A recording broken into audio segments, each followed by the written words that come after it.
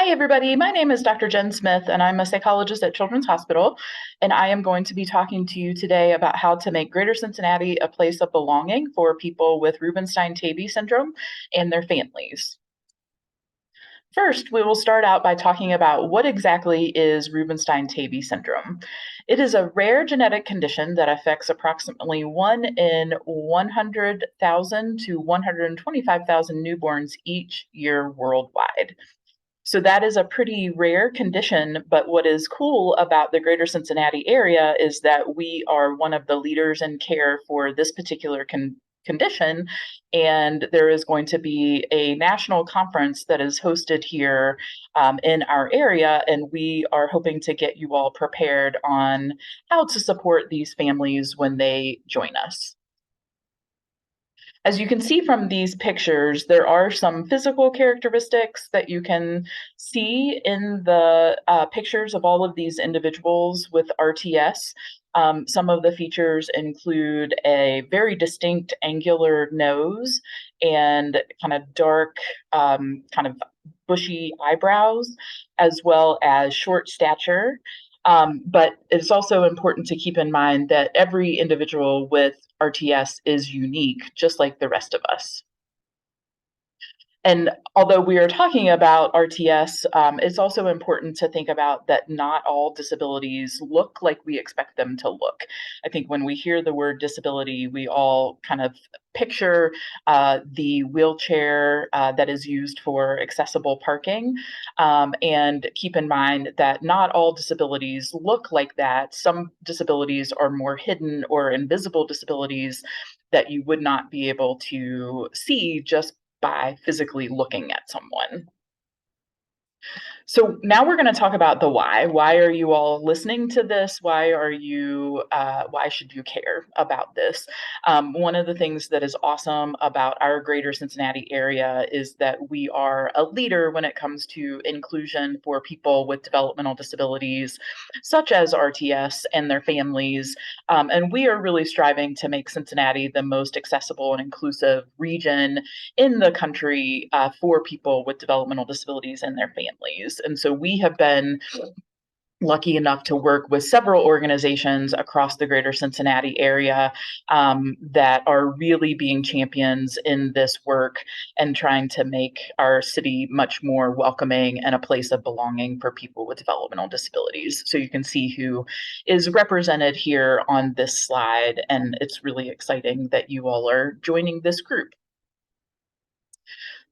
So now we're going to talk about some public barriers to community belonging. And I think a lot of these stem from people just not understanding uh, disability and people having certain attitudes. Often what we say is that it's not necessarily the people that work in these organizations or work in these public spaces, but how this is also the general public. And so if we can get the people that work in these spaces to really be leaders, hopefully we can change some attitudes of the people and of the general public, because we really believe that a lot of folks just don't know how to best meet the needs of people with developmental disabilities. And I love this quote. I'm a firm believer in we do better when we know better. And so keep in mind that there's a difference between not knowing and not knowing yet. So as we talk about this information, you might hear some things that maybe are a little different than what you expected, or maybe that you've done in the past. And this is a safe space to be able to learn and grow. And we're going to talk about the difference between equality and equity. I think a lot of folks talk about equality and how we want to give everybody equal treatment, but what we're really about is trying to provide equity. And you can see here in this slide that on top with the equality piece, everybody is given the same bicycle. And unfortunately, it suits the needs of just one of the individuals perfectly. So if you look at the bottom slide with the equity, we are giving every individual exactly what they need and basing it more on the individual need than just keeping everything the same. So that's really what we are trying to do in our work, is making sure that we're providing the the accommodations and the modifications and the sense of belonging that our community of developmental disabilities like RTS. So we have asked families, okay, what do you want when you go out into public spaces? And one of the biggest things that they always mention is judgment-free environments, that they want to be able to go out into public spaces and not be stared at. And also to be treated somewhat like everyone else, just with respect and dignity. And then also to be able to go out into the community as a family with their children and not be looked at if their child is maybe having a hard time. And really, they want to feel that sense of inclusion and belonging. So they want to be in those spaces, but then also feel like they are included and that they are actually welcomed and that they belong there. For the sake of time, I'm not going to show this video, but there is an awesome video that was done by our division of developmental and behavioral pediatrics called See Me for Me that really talks about the family perspective. So I would encourage you to watch that on your own time. We've also asked, okay, what do adults with RTS want? And the big thing that everyone talks about is they want to be treated like adults and to be treated with respect and dignity. And then also to feel like they have that sense of inclusion and belonging as well. And again, for the sake of time, not going to show this, but there is a wonderful video on YouTube that is a disability sensitivity training video that talks about from the adult perspective, and it's very well done and gives you a great perspective on what adults with disabilities really want, in their community. So one of the questions that gets brought up a lot to us is, okay, so how do we go about doing this? How can we help these families? Big one, like I mentioned before, is putting that judgment aside. I'm a huge Ted Lasso fan, so be curious, not judgmental. Try to be curious and learn more about our families and about disabilities, which is what you're doing right now. And then we also hear the word respect a lot from our families, is that they don't want people to feel sorry for them or to pity them because they have a child with a developmental disability. And then one of the ways that we can also help families belong is by participating in things like this and being able to create more inclusive environments out in the community. So I wish that I could sit here and talk about all of the wonderful things with RTS and all of the great, kind of characteristics that our community has. But unfortunately, this is the stuff that kind of gets, kind of tricky and that people feel a little intimidated about. So I'm going to spend some time talking about them. One of the things that we see is some physical and motor delays in our community of people with RTS, as well as language and communication difficulties. So maybe having a more difficult time using their communication skills. We also see some people kind of getting stuck in certain things or being hyper focused and not being able to move on. One of the things that can be different too, if you haven't worked with our community, is repetitive body movements, where you may see them maybe flapping their hands or jumping up and down or pacing back and forth. And we also see kind of a pretty significant need for routine and being kind of frustrated if that routine gets broken.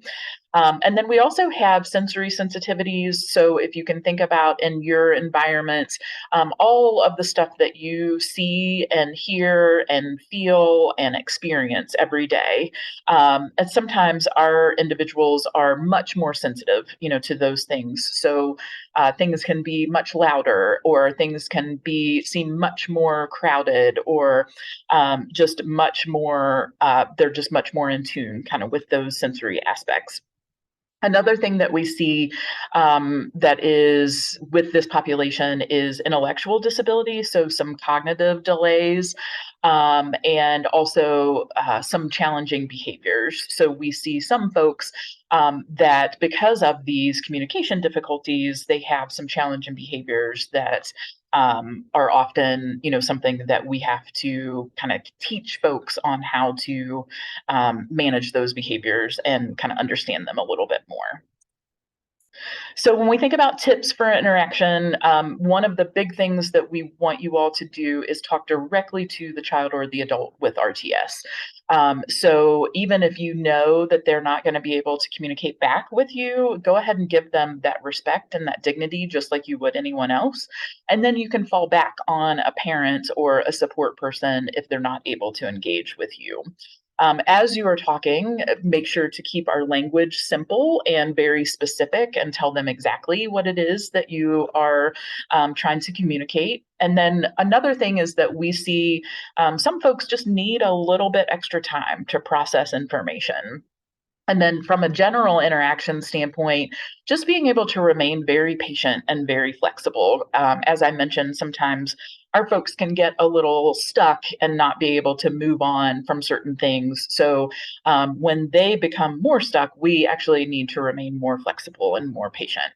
And then we can also be as predictable as possible. So if we know what's going to happen, during a certain activity or a certain event, we can prepare them. And I'll talk more about that in just a minute with what we have provided to some of the families. I also want to make sure that you understand kind of how words really do matter. And a lot of this is based on how words just change over time and certain terms become outdated. One of those terms is handicap. So that is a dated term. So we no longer use that. We use accessible. So this could be in reference to parking, in reference to restrooms, seating, anything in those public spaces. We use that term accessible now. We also do not use the term mental retardation or retarded. That was something that used to be describing the intellectual disability that a lot of folks had, but that terminology is no longer used and can be very, very hurtful to our community. A lot of people actually prefer people first language or person first language, really emphasizing the person first. So to say the child with RTS or the person with a disability. We also have to recognize that some prefer identity first language. And this is a part of the kind of disability community with advocates. So, folks with autism, for example, they are very proud of that identity and they will prefer identity first language where they say, autism is a part of my identity. I am an autistic adult. The big kind of rule of thumb here is that we're never going to correct someone's preferences. So, if you hear a family that is using person first language, then we're going to go with that. If you hear somebody use identity first language, we'll go with that. So the big thing is that we're going to kind of default back to what the person or the family is using. But on first interaction, we'll probably defer to people first language.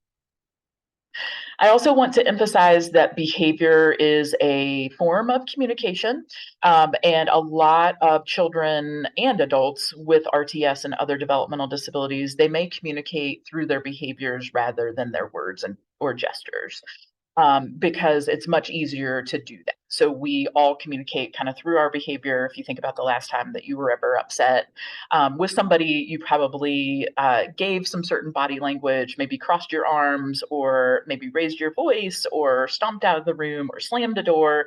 And so, our community does the same thing where it's a lot easier to fall back on those behaviors. And thinking about those communication challenges that our folks have, it really makes sense. So we have to keep in mind that a lot of these behaviors are a response to what's going on around them in the environment and not just a deliberate choice. So nobody is coming, to have a hard time. Everybody, we have to assume that positive intent that everybody is doing the best that they can. And a lot of this may be in response to what's happening around them, including some of those sensory regulation difficulties that I mentioned before. So maybe the area is too loud, or it's too crowded, or it's too hot, and they're trying to communicate through their behavior that they, need to get out of that environment.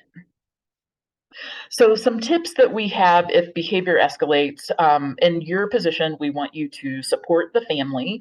One of the best ways to do this is to ask the family how you can help. So, instead of staring, instead of assuming, just go ahead and ask them, how can I help you right now? Because it could be something as simple as helping with another child, or maybe getting them a drink of water, or showing them where the restroom is. So really following the family's lead, it's not going to be your role to kind of jump in and manage the behavior. Just being able to support the family is all we're asking. And then being able to offer some of the things that we have available that I will talk about in just a minute. One of the things I've learned over the years is less is more. So, whenever an individual is escalated and having a hard time, we need to balance that energy as much as possible. And so, we need to remain calm, be very aware of our own body language and our nonverbal cues, and just giving them space. Sometimes we try to get all in their business and talk, and we need to limit our language and use a very quiet voice, so that way we are a calming presence. They're going to recognize and respond much more to how we are as people and what we do versus what we say. So remember that, kind of supporting the family, and also less is more. These are some of the access amenities that we have available. So we have sensory kits that are going to be available to families that include headphones and sunglasses and fidgets, and some kids like a chewy tube. So these will be offered to families as they are attending the conference. We will also have quiet spaces set up where the kids and families can go and just kind of take a break. We've also sent out preparation materials to the families, with kind of a social narrative. So if you think about how I use Yelp, for example, when I go to places, and I look at, their menu of a restaurant, and I kind of think about how am I going to like fully get out, of this experience and be kind of prepared for, that experience. And then we also have other visual supports, including visual schedules that just provide a really nice list of what's going to happen throughout the day when they come to the conference. So a lot of folks, this may be their first time attending anything like this. Same thing with staying at a hotel or going to a restaurant. Sometimes they just need some extra practice and extra preparation. So that's the information that I wanted to share. I hope that you benefited from learning today, and I also hope that you can take this information and be a disability champion, not just today, as you move forward when thinking about how to support these families during the RTS conference, but also just thinking about your everyday interaction and how can you be a disability champion to help serve our mission of making Cincinnati the most accessible and inclusive city in America. And my contact information is on here. Please feel free to reach out via email if you have any questions. And I look forward to seeing you around at the conference. And please let us know how we can support you. Thank you very much for your time. Take care.